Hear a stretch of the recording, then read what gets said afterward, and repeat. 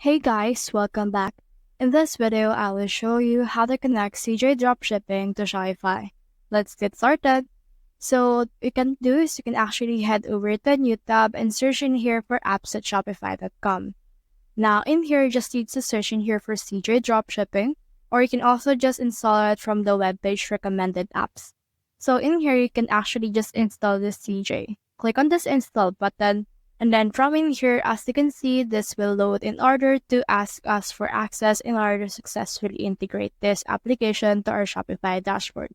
Now head over and click on the install button, and then this will load like this in order to install. Now you just need to look for the account that you want to connect with it. For me, I'll just choose the second one.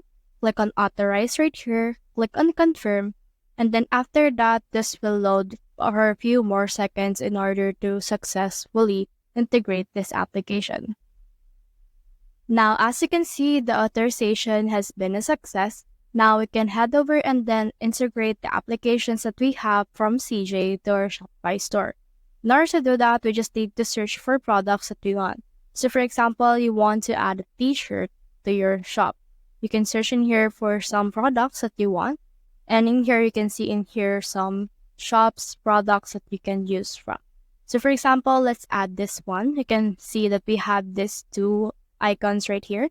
So for example, let's choose this first icon, which is the list icon. And in here, as you can see, this will actually add this application to our CJ Dropshipping. And once it's been added, it will be added to our actual product that we have on our CJ. So now let's head back to our Shopify.